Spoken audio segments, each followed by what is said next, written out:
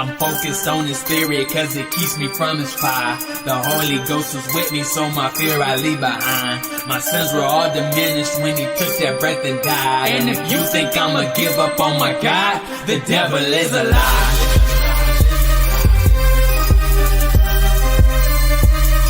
The devil is a lie.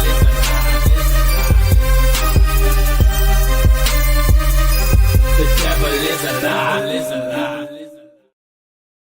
Hello. Welcome to Black Tea News. I'm your host, Christina Barr, and today we're going to be talking about some news that's going on in Minneapolis. There's been a lot of talk about ICE agents and some friction with them doing their job, and protesters obviously not liking it.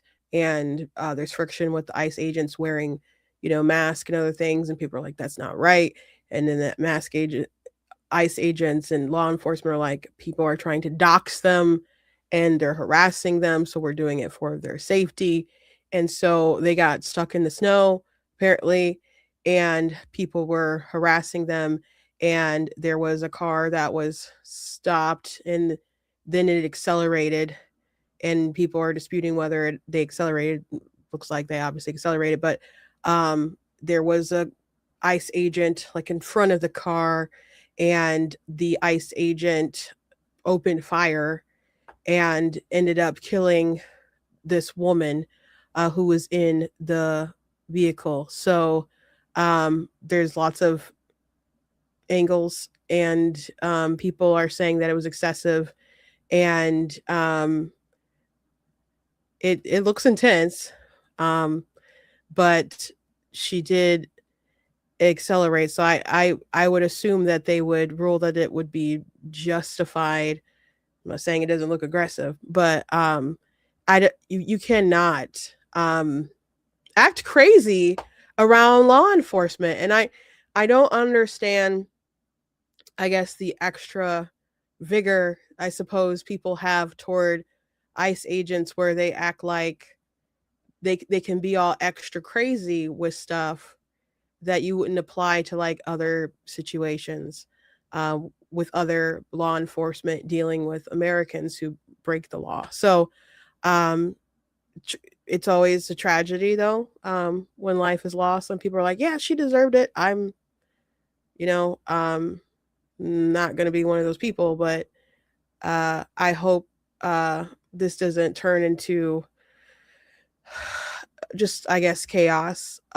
Jacob Frey, of course, was the mayor when the George Floyd stuff broke out, and he's saying, get the bleep out of our city, and is very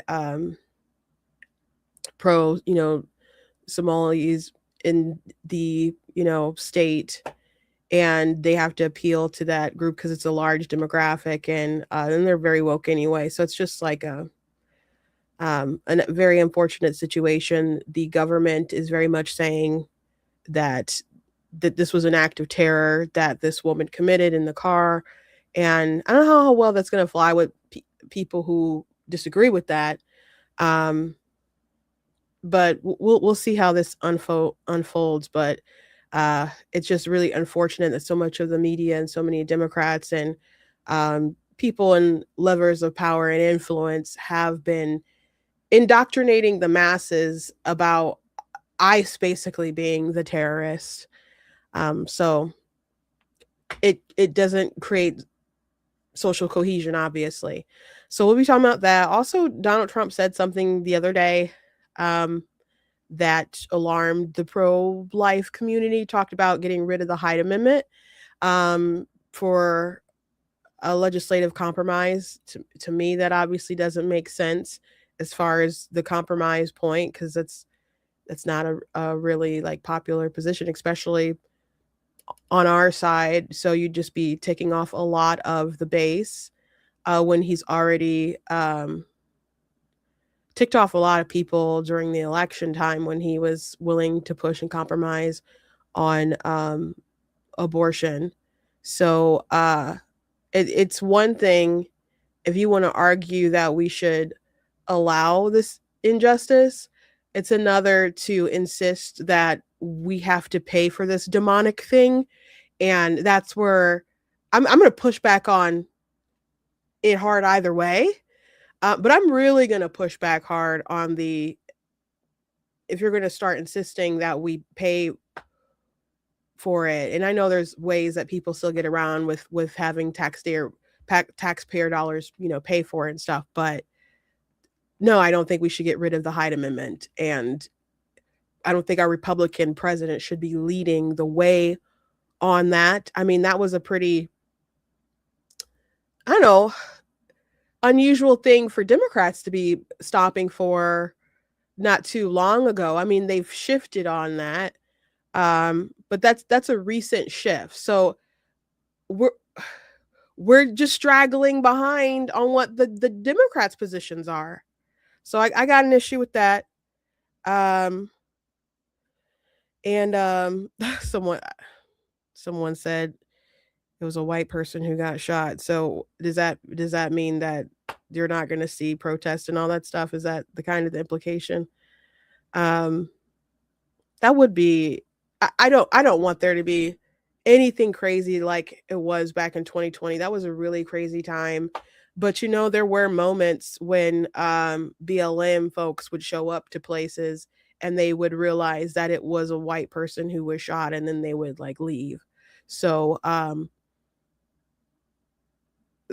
think there's still going to be outcry, obviously, about this. I don't believe that this person was from in state either. I think the license plates were from Missouri. So I think we're still kind of finding out things about it. So I'm going to try to just kind of say what I know and what is being reported, and I'll try not to. I obviously don't want to spread misinformation, but I'm sure we'll know more about the situation obviously tomorrow. But I did want to just touch on it today. But anyway, before we dive into the news, there's some other things that are going on that I'd like to get to. I just don't think we'll have time. Like, there were preachers protesting at Trump Tower in Chicago because they're angry about property taxes, because there's certain buildings that got discounts, and they're raising the taxes on property taxes for, I guess, like everybody in different communities and stuff. And they're like, well, seniors and other people, they can't pay for this, and yet you got tax breaks for these other groups. And the reason why some of those other buildings got, I guess, tax cuts or whatever is because they were really, really getting overtaxed before. But Chicago is not well managed. The mayor, at first, he was saying he wasn't going to raise taxes and stuff, but of course he asked to, or they're going to have to lay people off and not going to be able to do the things that they want to do. So they have to raise taxes. And so it's hurting everybody. And so I was watching a news report on TikTok about it, and they're just explaining the different stuff. And I'm like, okay, the mayor is saying, well, we have to do it so we can meet our obligations and so we don't have to lay anybody off. And I'm like, well, the reality of the situation is, if you don't have the budget, sometimes you have to lay people off. That sucks. But that's just the reality of the situation. When you have businesses in real life, and people make mistakes, and they might push a product or whatever that doesn't do too hot, or people make bad decisions, it lead to the profit not being there. You can't just go confiscate more money from someone else. When you run a company, you have to start letting people go. Maybe you let off people at the top, or maybe you let people go all over the place. But in real life, when people don't have money for whether it's a household trying to readjust their financial situation, like a lot of people had to be like, gosh, these eggs are expensive, maybe I can't go to the movies like I used to, maybe I can't buy this particular thing maybe we're not buying steak for a while, maybe we're just eating black spaghetti. Maybe that's what we're doing for a while, because we can't afford this thing. You start tightening your budget. That's just a real life thing that people understand you have to do. The government rarely feels like it has to do that. So if companies know that sometimes you have to let people go, decrease budgets, and all that stuff, how come the government's just like, we're just gonna tax more. We're gonna tax everybody. And unfortunately, there's a lot of elderly people who are like, I can't afford this, and they probably can't afford the raise on their property taxes, and a lot of people are going in to claim exemptions on it.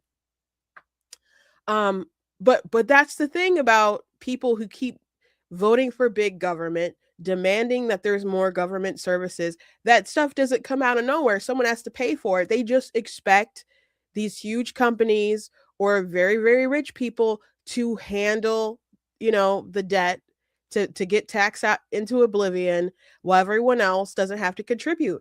But when people talk about stuff going on in other countries, like, well, they have free healthcare, they have free education. They don't. But they tax everybody more. They don't have a more progressive a system that's as really progressive and high as the United States does, where there'll be this big gap in who pays as far as their income versus a lot of people not paying anything. So if you want a big government, someone has to pay for it, because the government doesn't make its own money. It takes it from someone else. And it's just not going to be the case that some uber rich person in Chicago is going to be holding the bag. Sometimes they're going to get you too. So the solution would be everybody needs to live within their means, and that includes the government. So I just thought it was an interesting story, and they're in front of Trump Tower to make a fuss, and obviously, I guess if you want to make a fuss, you go to Trump Tower or whatever. But Trump isn't responsible for how Chicago is run. It's not the federal government didn't impose anything on them. Those are decisions that they made in Chicago, and they keep voting for one particular party over and over and over and over again. They didn't have a great mayor before, and then they got somebody worse. They could choose to do better. It was just a fascinating story. There's all kinds of weird, crazy tax stories going on that are really fascinating and bizarre. In New York, if you sell your house, you have to make an offer to the government first. That's a weird thing going on right now. We'll have to focus more on that later. But lots of interesting things going on. But if you like what I do, you guys can go to blacktnews.com, check a different content, website, articles, videos, etc. If you like what I do, please consider leaving a donation on the site, because it does cost to stream, run my site, all that stuff. So you guys get support. I very much appreciate it, and appreciate you guys. You guys can also check out some of my merch that's available on the website, different t-shirts and mugs and so on. So you guys can check that stuff out. You guys can also check out some of my books. I know some of you guys got Amazon gift cards. You got Amazon gift cards, you guys can check out some of my books. So go ahead and pick some of those out. If you go to Amazon, I do have them in paperback, I do have them in ebook. They won't be signed if you get them from Amazon, but I some of them I don't have in stock right now, so you couldn't get them from my site anyway. So I do have some bigger books that are still available on my website if you guys want to purchase any of those and have those signed. I do still have some hardcover. I do still have some paperback. So if you guys would like any of that, which bigger is behind me over here, you guys can get that. So just want to let you know.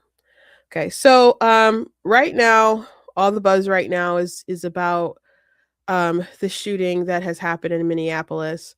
And so the Trump administration is going hard on defending the ICE agents, and I'm contemplating, I suppose it's terrible to watch shootings, but I will probably show you guys a few angles of it. It's not super, I don't know, I guess it is graphic. It's not like I guess it's not graphic. It's just disturbing to watch something like that. But just kind of so you know what's going on. I'll let you know when it's coming, though. I won't because some people don't want to see any of that stuff at all. But Kristi Noem is saying that the ICE agents were defending themselves from someone who's committing an act of terror. So there were ICE agents that were out in Minneapolis. They were stuck in the snow and people were bothering them. And eventually it turned into a deadly shooting. I'm going to go ahead and just read through this Fox article with Noem condemning the attacks on ICE that ended up in the shooting. Homeland Security Secretary Kristi Noem said a woman was fatally shot Wednesday by an Immigration and Customs Enforcement agent in Minneapolis using a vehicle to try to kill an officer and his colleagues, noting all elected officials should denounce violent acts against law enforcement. I think it's very possible that she was trying to get away, maybe not possibly intentionally kind of kill them with her car. There was an ICE agent in front of her car though as she was accelerating. So I don't know if the intent in her heart at that point was let me run him over, because it really, to me, I just don't think you can definitively say that watching the videos. And from the perspective of ICE agents being in front of the car or that close to the car as it's accelerating, using force in some regard, I can understand that. I just I don't know. I would if I were the administration, I guess I would just exercise a little bit more caution. I know you want to stand firmly with your guys and let them know that you have their back. But you can I don't know, do that a little bit more vague while assuring the public that you are gonna, look at the situation and investigate it fully, I guess. So that's I guess how I'd handle a little bit more, but they're just like, this was a terrorist who tried to murder. I don't know if that's apparent by the video. During the news conference at Texas southern border, Noem said ICE agents were conducting an enforcement action in Minneapolis Wednesday morning when their vehicle got stuck in the snow. As they were attempting to push the vehicle, she said a woman attacked them and those surrounding them and attempted to run them over and ram them with the vehicle. It was an act of domestic terrorism, Noem said. An officer of ours acted quickly and defensively, shot to protect himself and the people around him.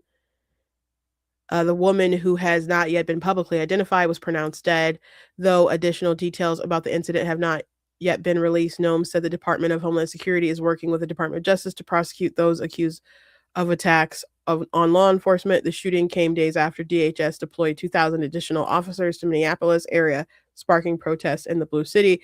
Noem said ICE officers have arrested hundreds and hundreds of dangerous criminals in Minneapolis, including violent offenders. The act we saw today is something that every politician, every elected official, everyone in this country should be able to rally around and say that this is wrong. She said that sanctuary cities and sanctuary states that protect individuals who do that should no longer be allowed, that those individuals that are in leadership positions in those sanctuary jurisdictions need to work with us and make sure that every single person that's out there enforcing the law can be safe, but also that all of our citizens can continue to be safe too. That's true as well. I got a rant. Let me keep reading a little bit. She added that the president, Donald Trump, continues to work to ensure those both red and blue states are able to live in a safe community and raise their children without fear. Wednesday incident comes months after controversy in October when an ICE agent shot Chicago woman 7 times during an Operation Midway Blitz. DHS initially claimed federal agents were ambushed by several protesters, including one who they said was armed with a semi-automatic weapon. Officials described the woman, later identified as Marimar Martinez, as a domestic terrorist and charged her and the other driver with using their cars to box in and ram federal agents' vehicle. However, federal prosecutors ultimately dropped the case after it went to court where testimony and video evidence suggested the federal agents may have initiated the collision. It was also revealed Martinez was a legal concealed carry permit holder and never brandished her legally owned weapon that remained in the car's glove box. Martinez and her legal team have alluded that they plan to file a civil lawsuit against the agent who shot her. Oof. So, this inflammatory language that's used against our law enforcement officers, especially right now with ICE, it doesn't make people safe. And I understand there's a lot of people who feel that folks should be able to stay here, that the government is picking on them. And I mean, if you did break the law, then yes, our government ought to be picking on you because you shouldn't be here. And there are people who, like there was a viral video a couple weeks ago where there was a girl who wouldn't identify herself. She was a US citizen, but I think she's driving with someone who's illegal and she wouldn't identify herself. And then she was just like, I'm a US citizen, and is saying that on the ground.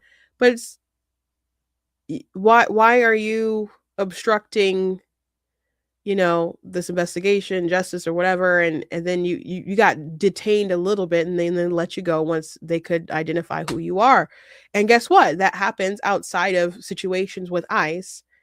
It happens all the time with like normal citizens that are being complicated, and they find out you didn't have anything to do or you didn't break the law, they'll let you go. But people are just so particularly crazy about this, and they're really inciting people to be crazy, to do harm, and put other people in harm's way. There was a report we talked about before we went on break about how I think 2/3 of the people arrested by the Trump administration and like detained and like deported don't have 2/3 have criminal history or whatever. So a third of them don't have criminal history besides being over here illegally, which I thought was pretty good. By the way, I thought it was pretty good. I'm like, oh, they're I would have thought the number would have been actually frankly less, but if they want to focus on people who have committed violent crime and get them out of the US, or not just violent crime, but where they've, I don't know, mugged or committed sexual assault and other things like that. But if they've committed other thefts and things like that, if they can be, if you can coordinate with ICE and get those people out, that can be the focus, as opposed to them doing all these investigations, everybody else, and picking up people who may not be a priority. If the Democrats wanted to prioritize with the Trump administration the worst of the worst, they could do that. But they want to have these sanctuary cities and call ICE basically domestic terrorists. And it just creates unnecessary friction. It creates unnecessary danger for not only the people that they're arresting, but also for the citizens who get hyped up and want to interfere. So there's a responsibility, or ought to be a responsibility, from elected officials to try to keep cohesion, try to keep peace, and try to work with the higher governing authorities and stuff, but they don't want to do that. And it just unfortunately creates chaos. And we see some of that chaos breaking out to the streets, like what happened today, or people who have taken up arms to try to kill ICE agents, which that happened right after Charlie Kirk was murdered. Left-wing violence still continued. It didn't stop, the day Charlie Kirk was assassinated. So I really hate what Jacob Frey and Tim Walz and other Democrats have been doing as far as ICE. Gavin Newsom has been a vocal critic, and just help them do their job, because it is their job.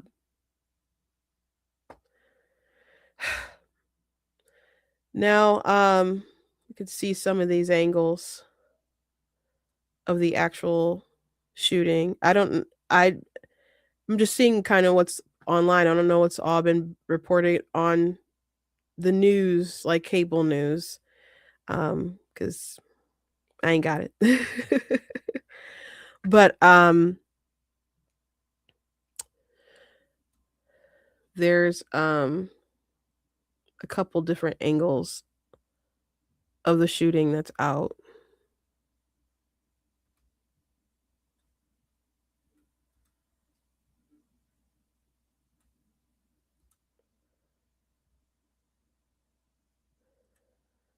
Cassie said, "God bless you and continue using you." Thank you very much.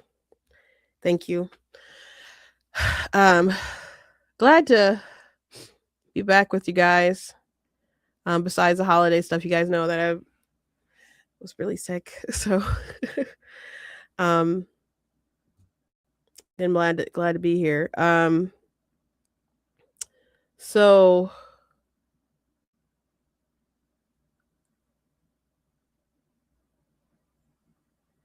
it's a couple different angles.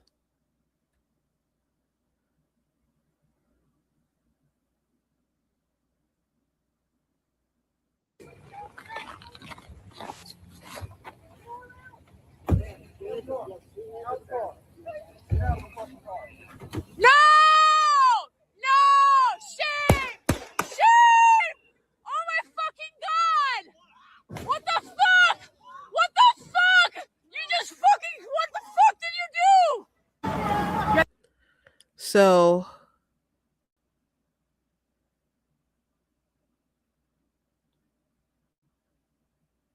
there, you see, she's not complying, and you could say that she is trying to get away, but there is this ICE agent in front of the car, and as they're, you could say that she's readjusting to get away, maybe, but there is somebody in front of the car. They take out their gun and they shoot, and it looks like kind of from the front and then the side there. So I don't know if people would say, I mean, obviously this is going to be investigated, but I don't see how you don't say that it wasn't justified. You could, I guess, argue, did you need to do it that many times? I guess that could be up for discussion, but there was somebody in front of the car. So again, that doesn't mean that she was accelerating to ram them down. It could have been just accelerating to get away. But again, somebody was in front of the car.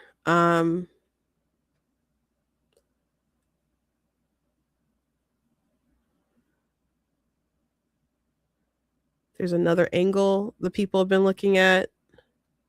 I don't think that one's super clear, but in my opinion, but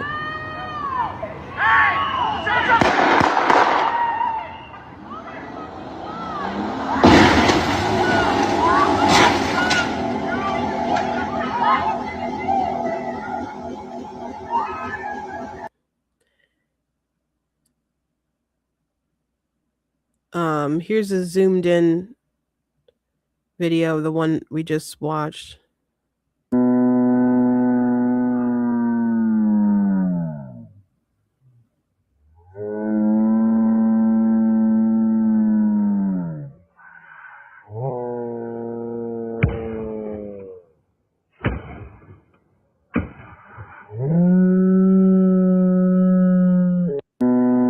So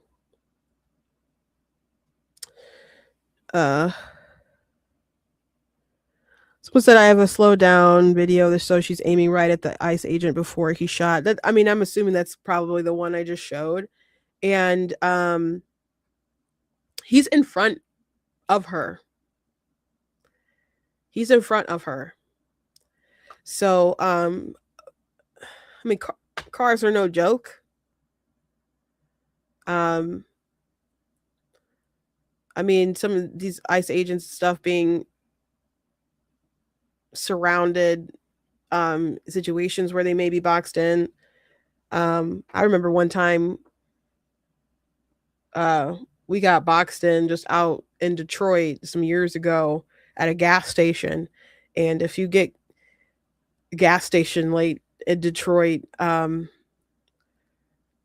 it's probably worse than it was before years ago when this kind of happened, but nothing was going on.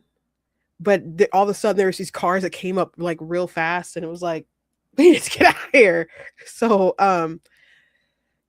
people have used cars to commit acts of terror and to hurt, law enforcement and just kill other people. So the law enforcement agent, the ICE agent, acting very quickly. I don't think they're gonna find any legal fault there. As far as how the community will respond, we shall see. Of course, you had Jacob Ray, who's like, ICE needs to get the bleep out of here, and they haven't been friendly to them before. And Alyssa Slotkin was who's from Michigan, and I think people need to keep an eye on, because I think they've been promoting her a lot, and they probably feel that someone like her can be a good person on their bench in the future. I think a lot of faces that we've seen, like Gavin Newsom and Bernie's not going to run again, but you see AOC, like maybe they're kind of obvious, but I think some folks like Alyssa Slotkin are going to be people they focus on to be kind of more like a moderate, level-headed person that they can promote on the national stage. And but she had said something about someone could get killed, implying that ICE would murder somebody. And the community gets really hyperinflamed into these particular situations, and I don't know how everything's going to explode or not explode. I don't know. I just don't want there to be a George Floyd 2.0. 2020 was a terrible time, not just because of COVID and stuff, but the BLM propaganda, the constant riots where people would pretend like they're not going on and we can see them going on, or businesses being burned down, businesses being looted, and people saying that's just the price of I don't know, letting people know about the cost of Black lives. And if you care about the things being burned down and stolen, then you care about things more than you care about Black lives. I felt like I was living in the Twilight Zone. When it wasn't just people from the left, there were people on the right who were continuously using the hashtags and blocking out their profile spaces and all kinds of crazy stuff. I had friends, I'd see their stuff in their profiles. And I'm like, this is like a really terrible organization, like their domestic terrorist organization, basically encouraging violence. They're spreading propaganda. It's Marxist ideology. They don't focus on Black families and uplifting the Black fathers. And there's all this, like, if I saw that on my timeline, I was very vocal about it. That was really the time where I started to get some traction and stuff online. With like TikTok and other stuff. At first I wasn't on it. My sisters are like, you should probably get on it. And I did. And that was the stuff that kind of started blowing up for me at first. But it felt very lonely during that time. It really did. I guess I don't care, in the sense that I'm going to say what needs to be said one way or another. But it was very much like, what is wrong with the whole entire world right now? I know the whole entire world wasn't lost in the sauce and the propaganda. And there were other voices that were speaking out, and not in like hyper exaggerated sort of ways like Candace. I know there are level-headed people who are still like pointing stuff out and taking down BLM, but it felt very much like, what the heck is going on, and why is everybody enchanted under the spell? And when people would point out the facts, like there was a data scientist from Reuters who just didn't like the push that BLM was doing, where essentially their argument was that cops are hunting down Black people. And they got some data together, and they also used a Harvard professor, who's a Black Harvard professor, who did an experiment to analyze like different police interactions, and he assumed that the data would show that there's a bias as far as police doing physical harm to Black people. And that's not what the data showed, especially like with shootings and things like that. So he fired everybody and redid the experiment and came away with the same results. And so when he was warned by people like, you better not put this out there because this is really going to damage you. And he's like, this is true information, so I'm going to go ahead and do it. And so he faced some like backlash for some other stuff, but there's a really interesting interview with him and Barry Weiss from, I don't know if it was Weiss or Weiss, from the Free Press. But the Reuters scientist who brought up all this data, it was a huge Substack where he talked about him getting fired with a ton of information, because he shared the data that he shared with Reuters, people who worked with Reuters. And he got fired. Their data analyst for analyzing data. Because so many people wanted to push a narrative and be comforted by a lie rather than unburdened with the truth. Like, it's a good thing that police aren't actually hunting down Black people. That's a good thing. But the narrative was so powerful for them that they couldn't let that go. And it stoked so many different fears and just rage and anger. And it hurt real people. So I hated 2020 as far as that went. And as far as what we're seeing right now with the backlash with ICE and these activists who are attacking them, some people literally preparing and planning to commit acts of terror against them. And we've seen it, and it's probably not going to be, unfortunately, the last time we see stuff like that.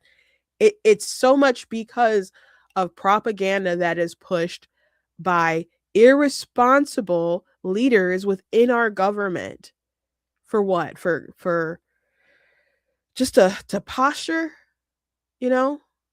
to hate Donald Trump.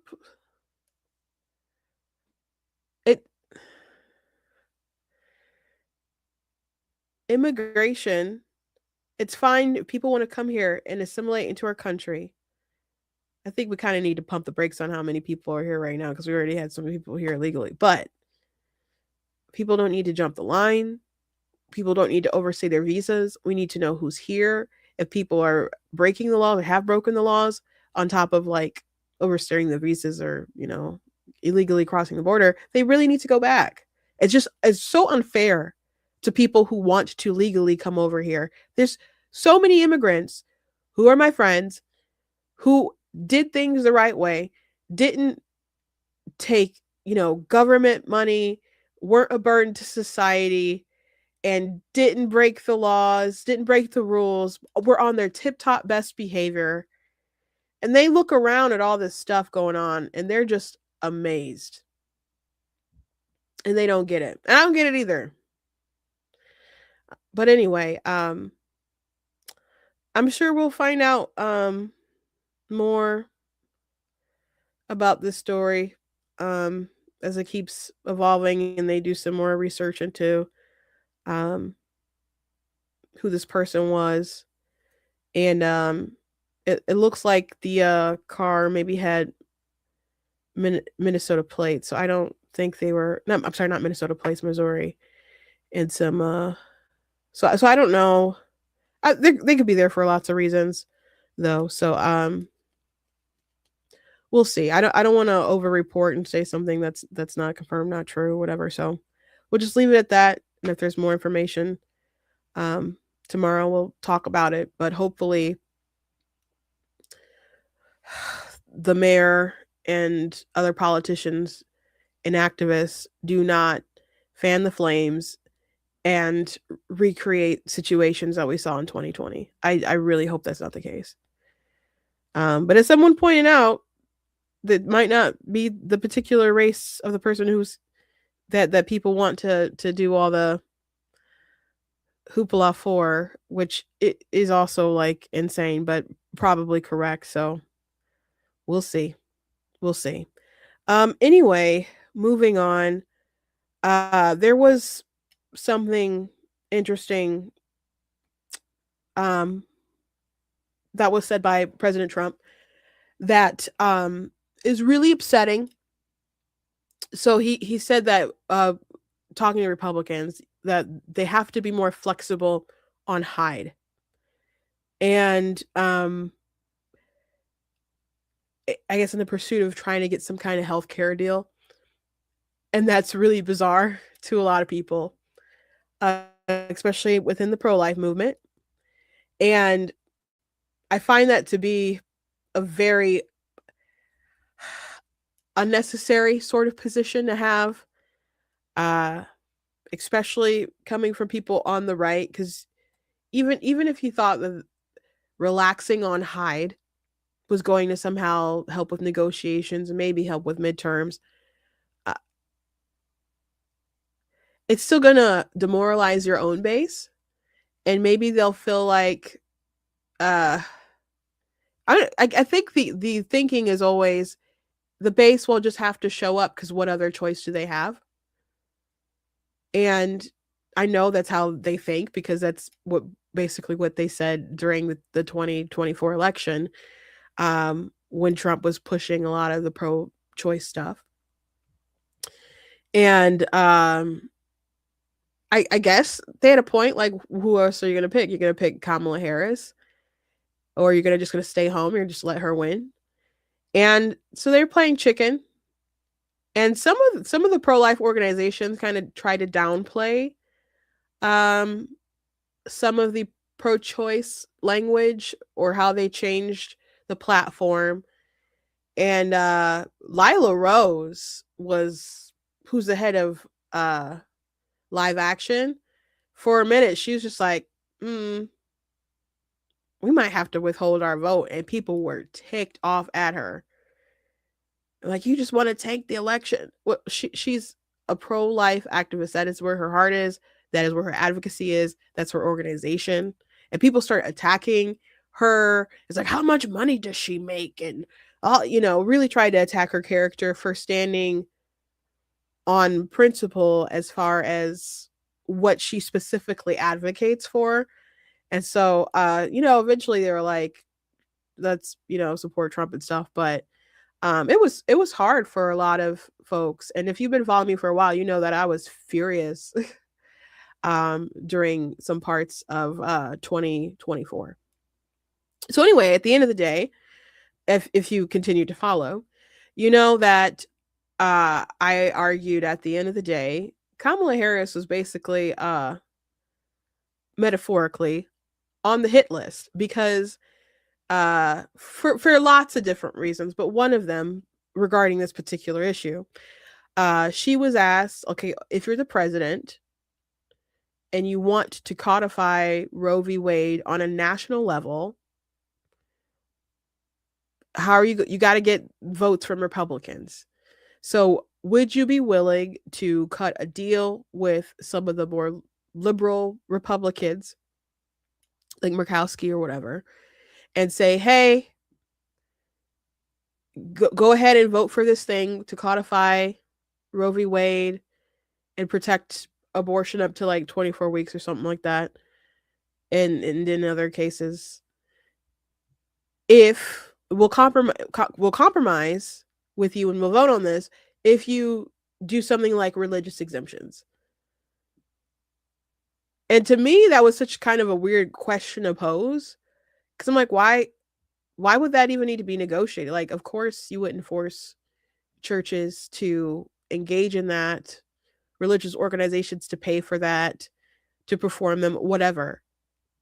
Now, I know in California, different places, they lobby to make them do that, participate in it.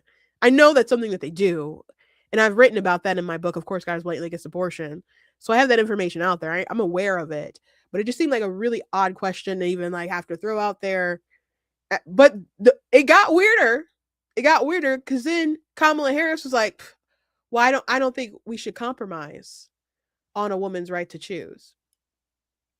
I'm like, oh, so you can't even say that even to codify Roe v. Wade, of course, churches and religious organizations won't have to pay for abortion, won't have to participate in it. Of course they won't. That should have been the response. Like, of course they won't have to do that. Not, we really shouldn't compromise when it comes to a woman's right to have an abortion. So I'm like, oh, so you about to try to make me pay for it, okay? It's not enough that you just want this evil to be available. You want to make me participate in it. Oh, okay. You're my enemy. You are my enemy, right? So, I mean, I didn't like her before. She was always my least favorite out of all the Democrats who ran, even back in 2020.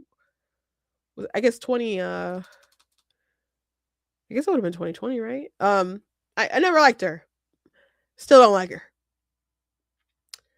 But I'm like, okay, we got to turn up the heat on this, because what you're demanding is pretty evil. The HYDE Amendment, if you don't know what it is, the HYDE Amendment is supposed to bar federal dollars from being used for abortion. And trying to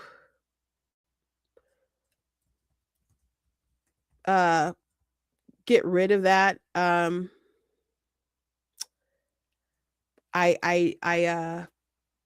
obviously don't like that. To be more specific, the HYDE Amendment is a U.S. legislative provision that bans the use of federal funds, primarily Medicaid, for most abortions, allowing exceptions for only for pregnancies resulting from rape, incest, or when a pregnant woman's life is at risk.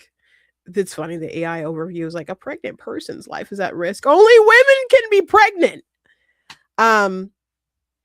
Named after Henry Hyde. So before, in the past, you heard Hillary Clinton say things like abortion should be safe, legal, and rare, which that motto never made sense, but that was their thing that they said. Joe Biden would say that abortion is a tragedy, and he has, he says he's Catholic and stuff and has Catholic roots and whatever. And so he didn't like abortion, but he still supported things like the HYDE Amendment. So that was in place for a while. And then we saw people's opinions on abortion turn and just become really, really, really radical. And so then it got to the point in 2016 that Hillary's was asked, does a child have no rights on their due date? And she's like, yep, that's how our laws work. On their due date, no rights. Defending partial birth abortion on the debate stage against Donald Trump made her look really evil, right? And Trump is like, you ripped the baby apart? He's like, that's terrible, And so she's out there, really radical. A lot of Democrats taking that really radical turn. And then Biden, when it was like him versus Bernie in 2020, at first he was like, nope, I'm for the HYDE Amendment. And Bernie was attacking him for supporting the HYDE Amendment. And then Joe Biden's aides were all like, well, he's Catholic. This is just a deeply held conviction for him. And then all of a sudden, I don't know, it seemed like there was a Twitter brigade of people who were furious about Biden and the HYDE Amendment. And all of a sudden it's like, nope, actually, it's not my deeply held conviction. I just supported it because you couldn't get anything passed with the Republicans if you didn't have it in there. So, whoop, there goes the conviction. So from that point, I suppose Democrats are just like, HYDE Amendment sucks, get rid of it, so on and so forth. But Republicans still need to stand pretty firm on that. What's the purpose of compromising on that and demoralizing your base? Because the whole, well, what choice do they have? I don't think people feel that same way in midterms. When it's the president, people can understand, like, hey, someone's running for president. That's a pretty big deal. You know, we have the option of this evil or this other evil, and we got to pick the lesser evil. You know, I think people understand that more than,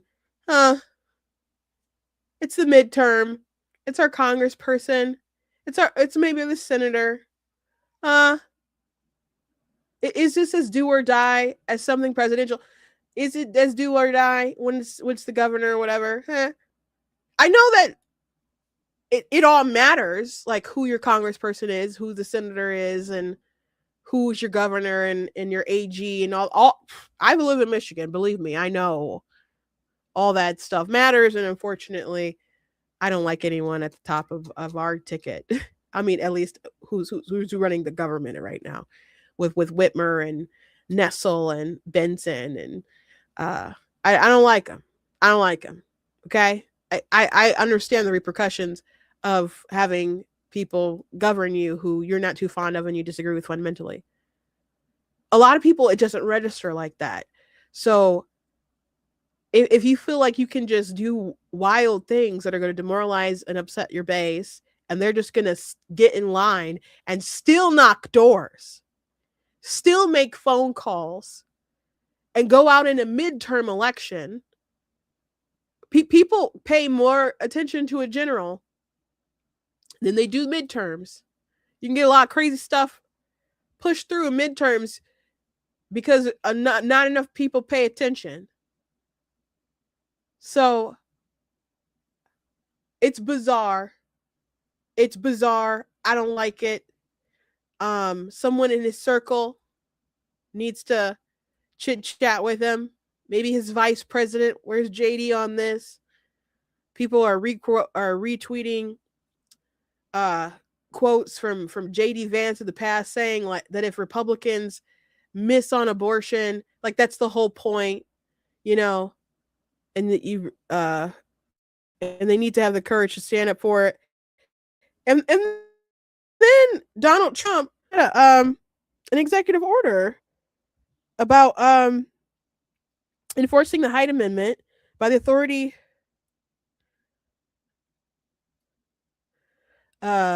vested in me, President of the Constitution and the laws of the United States of America, it is hereby ordered. Section 1, purpose of the policy for nearly 5 decades, the Congress has annually enacted the HYDE Amendment and similar laws to prevent federal funding or elective abortion, reflecting a long-standing consensus that American taxpayers should not be forced to pay for the practice. However, the previous administration disregarded this established common sense policy by embedding forced taxpayer funding of elective abortions in a wide variety of federal programs. It is a policy of the United States, consistent with the HYDE Amendment, to end the forced use of federal taxpayer dollars to fund or promote elective abortion. So what is going on there? What is going on there?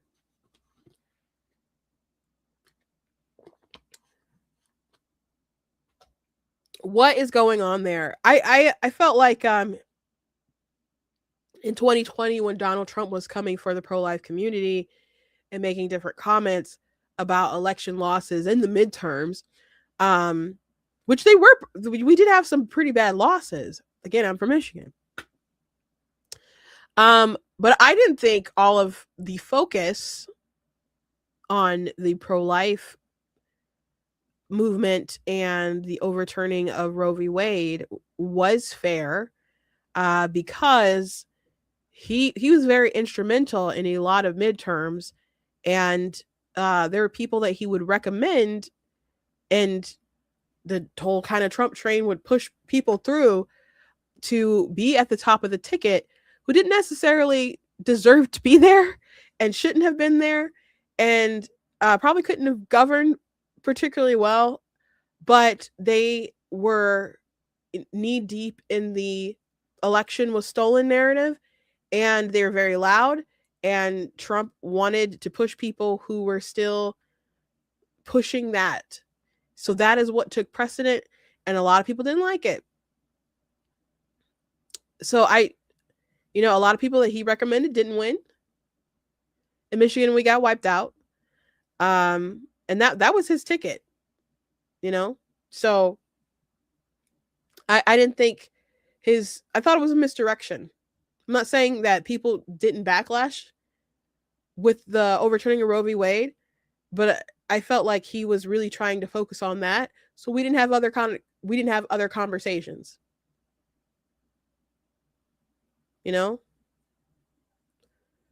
So people are not gonna go along with overturning getting rid of the HYDE Amendment. And if Republicans do follow him down that road, I suppose they'd be moral cowards who are bowing the knee to Trump, who's not he's not going to have that much further political future because he's not going to run again. So just you got to stand and have some moral conviction somewhere. Otherwise, it does really look like Republicans are just Democrats, just a few years removed. And I don't think we win when we're no longer ourselves. So anyway, last thing I want to talk about is something that we didn't get to really dive deeply into yesterday that I didn't mention. I guess I talked about it more than I meant to, but I actually wanted to show the Scott Adams video from Sunday. At least it was, I don't know if it was recorded on Sunday, but that's when it was going around and I saw it and people were talking about it. So on Sunday, Scott Adams, who is famous for creating Dilbert, he's a famous cartoonist. A lot of people in MAGA world know him because he predicted that Donald Trump was going to win in 2020. And the reason why he predicted that Donald Trump was going to win in 2020 is that he just realized that he had some natural persuasion methods and tactics that would be very effective to the mass population. And his skill set was far superior than, Jeb and other people like that. And, he just had a lot of things that were kind of going for him that would just get him through to the general election and through the primary and the general election. So I found Scott's commentary to be very fascinating. Something that Scott also did after the very fine people thing exploded. At first it didn't seem like there were a lot of people who were defending Donald Trump, and people were just very hot and angry and I think embarrassed by his rhetoric and how he pushed back at the press conference. And Scott Adams, I saw, just looked at the transcript and was posting the transcript and was like, this is where he says that I denounced white supremacy, and that when he says very fine people, he's not talking about the neo-Nazis. Like it's right in that press conference. And it's amazing that still to this day, there are people who don't know that Donald Trump denounced white supremacy, and the very fine people comment has nothing to do with the neo-Nazis that were there that day. But Scott Adams was one of the early voices that are just like, hey, let's look at what he actually said, and defended Trump, where a lot of people really, really just kind of wanted to run from him and put that in the bad Trump category when he really did need to be defended. So I haven't listened to Scott super consistently lately, I suppose, but I'm aware of his battle with cancer. Once Joe Biden, it was announced what he was going through, Scott announced that he, was always also going through a similar thing. And I've also known he's an atheist. And so there's people that you want everybody to be saved, right? But there's, sometimes you follow people and you know that they don't know the Lord and you pray for them and you want them to know the Lord. So someone from the Daily Caller posted this video, Scott Adams, and they said that he announces that he'll convert to Christianity in his final days. So that was going around, and I saw these people very excited about it, and a lot of MAGA Christians very excited, and some people have been saying that he's already brother in Christ and he already converted, and so on. And so I watched the video, and there were some things that obviously weren't correct. And so I'm started pointing that out, and some folks push back on me saying, like, why am I being so judgmental? And I'm like, I'm not trying to be judgmental. But there's some things that he believes about Christianity that aren't true. And instead of everybody just like kind of clapping along, we could at least just offer some correction and explain the actual gospel to Scott. So I'm going to go ahead and play the video and then offer some of my thoughts here. Whenever I talk about the simulation, and especially when I talk about my own impending death, many of my Christian friends and Christian followers say to me, Scott, you still have time. You should convert to Christianity. And I usually just let that sit, because that's not an argument I want to have. I've not been a believer. But I also have respect for any Christian who goes out of their way to try to convert me. Because how would I believe you believe your own religion if you're not trying to convert me? So I have great respect for people who care enough that they want me to convert, and then go out of their way to try to convince me. So you're going to hear for the first time today that it is my plan to convert. So I still have time, but my understanding is you're never too late. And on top of that, any skepticism I have about reality would certainly be instantly answered if I wake up in heaven. I do believe that the dominant Christian theory is that I would wake up in heaven if I have a good life. Yeah, I don't necessarily have to, just state something in advance. And so, to my Christian friends, yes, it's coming. So you don't need to talk me into it.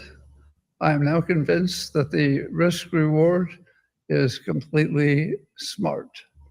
If it turns out that there's nothing there, I've lost nothing, but I've respected your wishes, and I like doing that.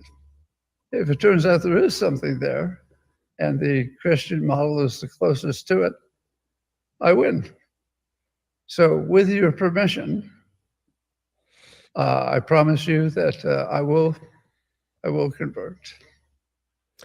So my first thought hearing that as he started off the conversation is noting that Christians have been trying to get him to convert and are still trying to get him to convert, and that he respects that they're trying to get him to convert. He usually doesn't say anything because he doesn't want to argue about it, but he understands that it's a good thing that Christians are trying to get people to convert. I know a lot of people resent it, and a lot of people find it annoying or whatever, but we genuinely believe that the only way is through Jesus.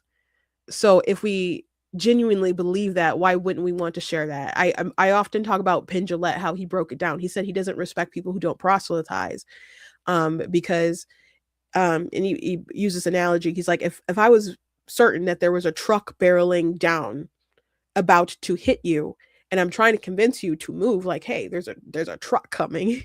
He's like, at some point, I just kind of try to push you out of the way.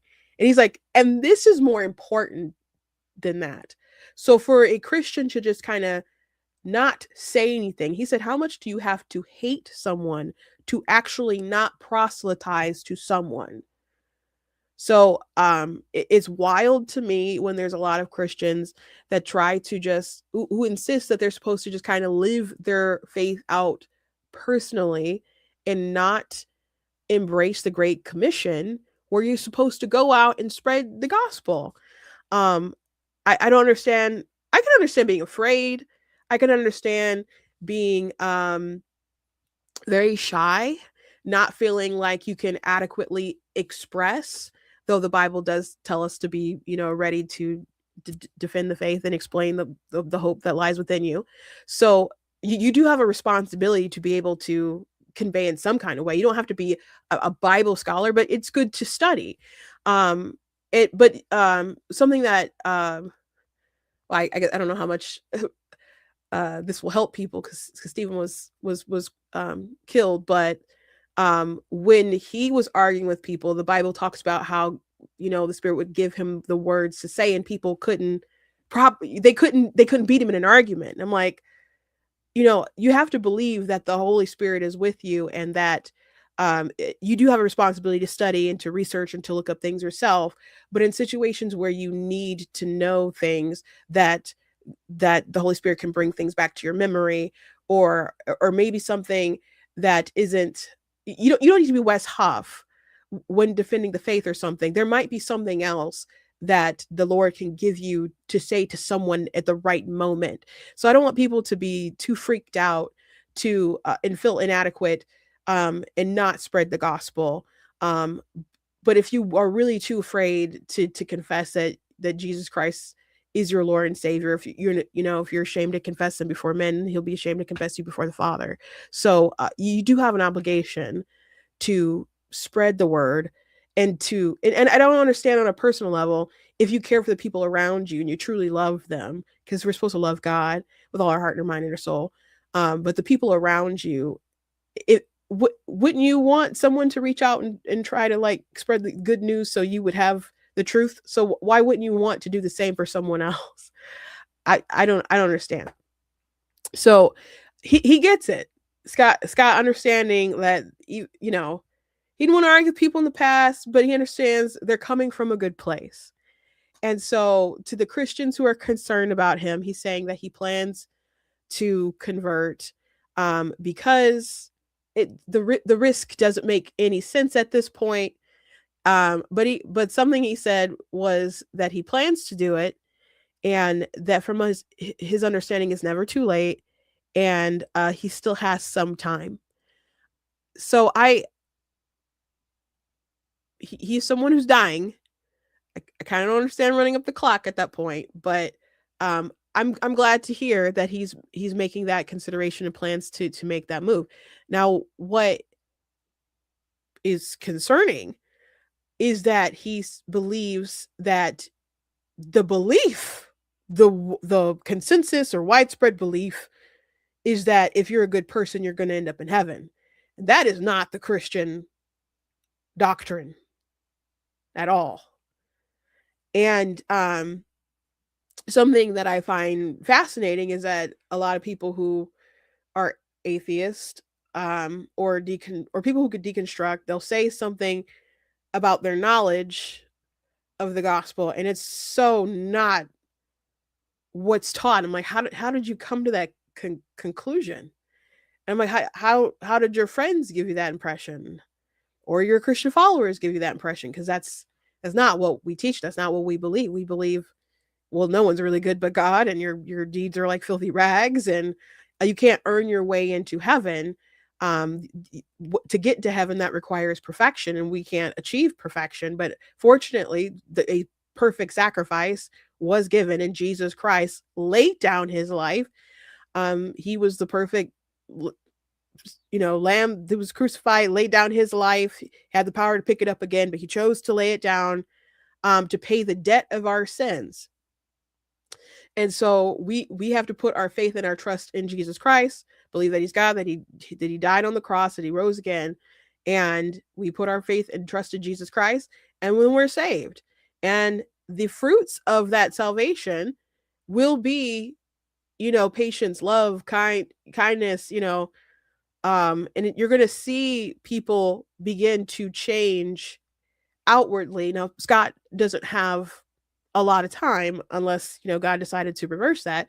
But and I suppose there's different people who hold different doctrines where you have to um, you know, do different works and stuff as well. But Jesus Christ is the one who did the work on the cross that matters as far as us being able to get into heaven. And he also said that he didn't believe that you had to do anything beforehand, that you could just if you're a good person, you're gonna wake up in heaven and you don't need to do anything beforehand. You do need to believe and trust in Jesus Christ.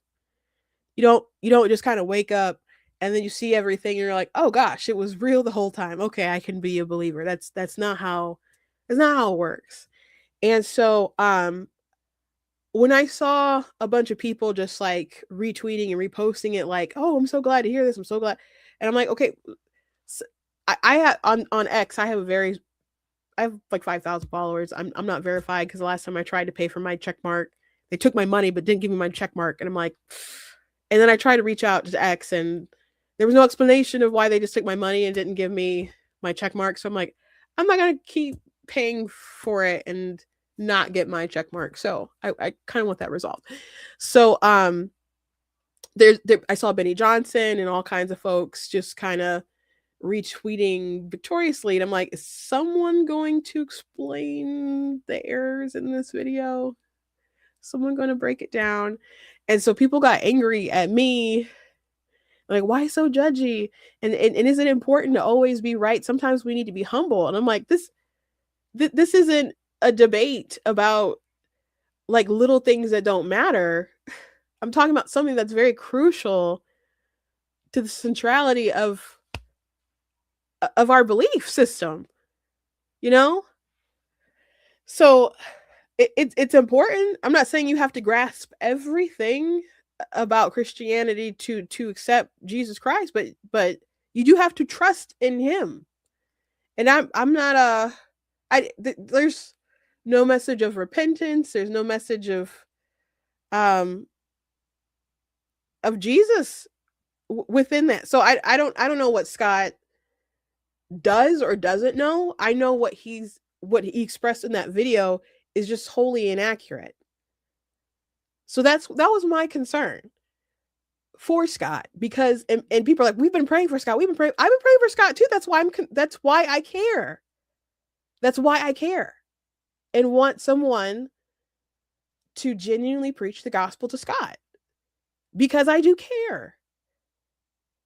And so I saw some people like Allie Beth Stuckey say something, and I'm like, thank you, Allie, for saying something, because I feel like a lot of Christians are doing the drowning meme where someone is drowning and then there's a hand that reaches out and they high five them instead of pulling them up.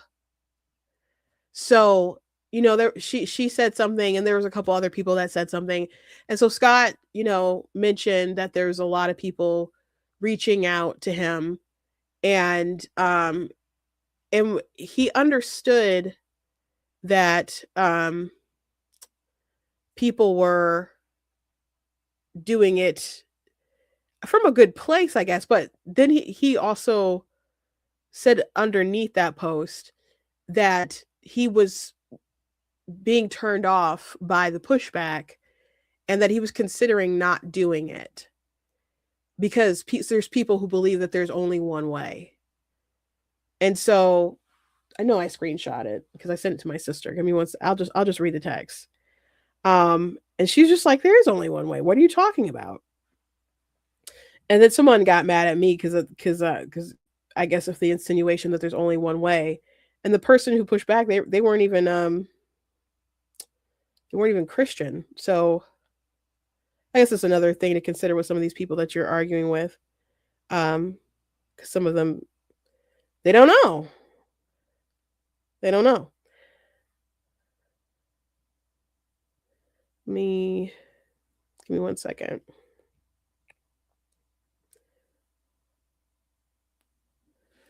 Let's see. he said, Scott said, I appreciate the outpouring of suggestions and questions, but what happens next is between me and Jesus. I won't be responding to your well-intentioned messages on this topic. There are a lot. I hope you understand, and thank you. And he's after that he said, okay, all the complaining has almost talked me out of it. Apparently many people believe there is one right way to do it. And the one right way is trusting in Jesus, who died on the cross for our sins.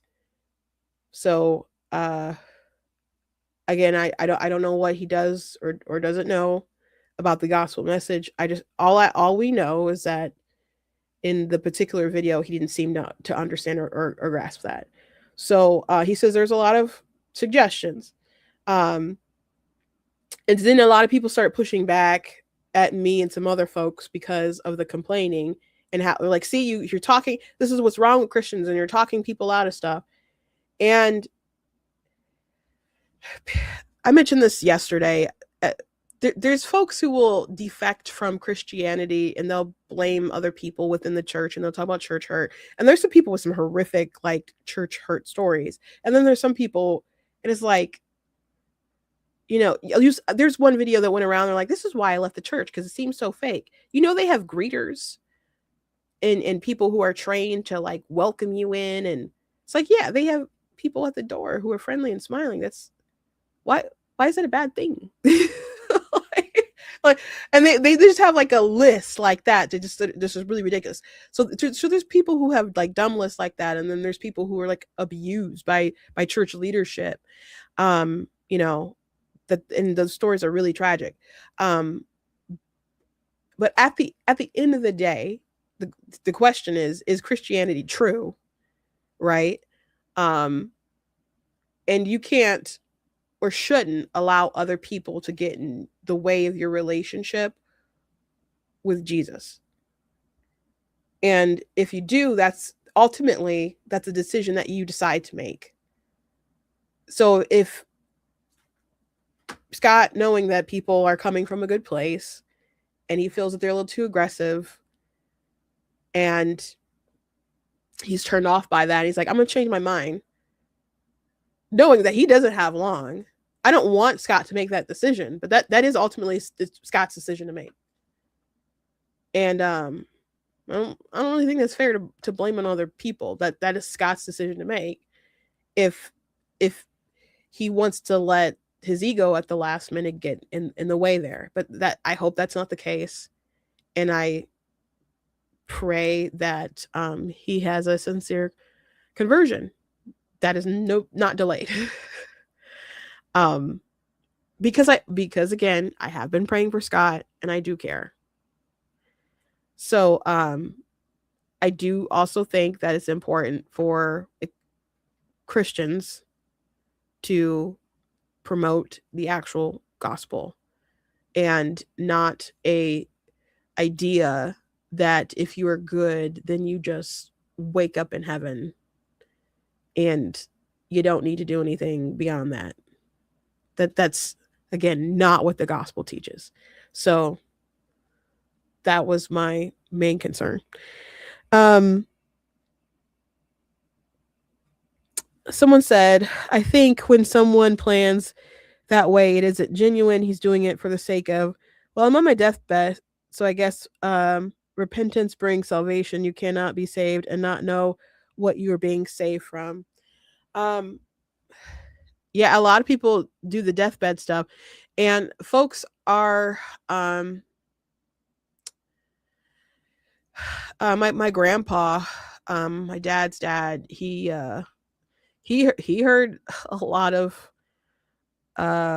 he wasn't ignorant of the gospel. His wife was a Christian, faith, and he was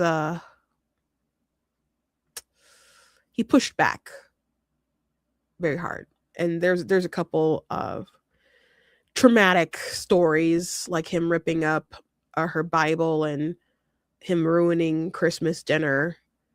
He threw he like was annoyed that it was a little late, and she's like, well, hold on, because she got his food together, and then I don't think the cornbread or something was with the rest of the food, so he decided to just flip out, and he like threw the food on the like ruined the Christmas dinner. And then when my grandmother realized that the ham was still, she said, well, maybe I can just clean off the ham. He took the ham and then threw it to the dog. So my dad had all kinds of different issues, but he realized, later, that they're just demonic forces, I suppose, just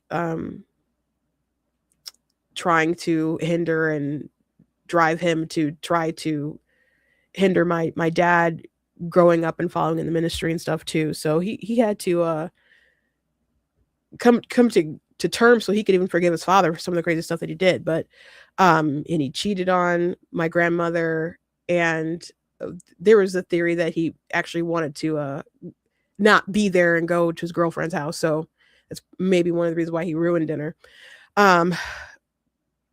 But my grandmother would pray for him. And sometimes he would say, Pat, stop sending people up to pray for me and talk to me about Jesus. And she's like, what people? What are you talking about? And then he would get scared because she didn't know who he was talking about. But there'd be all these people reaching out to him, trying to talk to him about Jesus. And so, and then he had a stroke, and my grandma, despite him having a girlfriend and all the other stuff, she took care of him. And my grandmother wasn't exactly a peach herself, but he was on his deathbed, and I think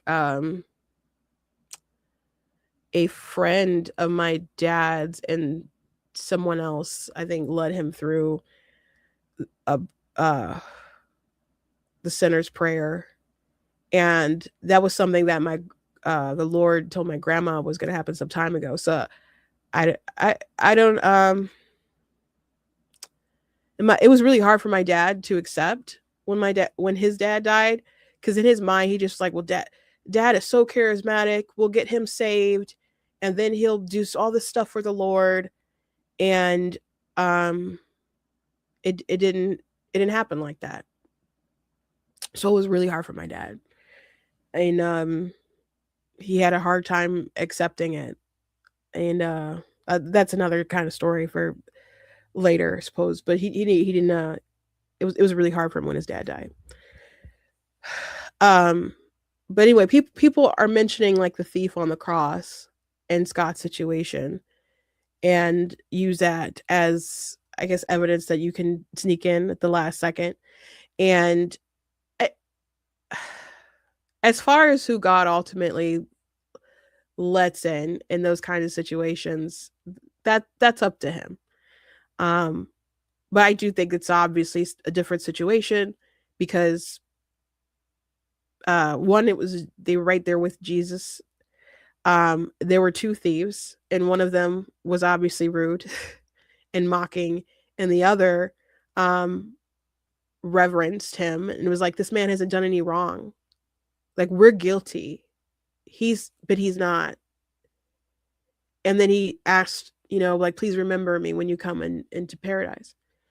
And so there was an understanding that Jesus wasn't guilty, but they were, with that particular thief. So I think you got to at least have some kind of element of that revelation there. So that's where his heart ends up. That heart of stone, that's softening. That is between Scott and Jesus. But it is our job to spread the gospel. So I just thought it would be nice for people to break it down. So that's where I was coming from. And I wasn't like frustrated with Scott. If he doesn't know, he doesn't know. I'm a little amazed, I guess, that people don't know that sort of information. But I was more frustrated, I suppose, with the MAGA Christian influencer community that we're just elevating it and not doing any sort of correction to his misunderstanding. So anyway, because not just Scott talking about it to himself and to his Christian followers, there's other people who are hearing that misconception about you could just make it to heaven, don't have to do anything before. That's not how it works. So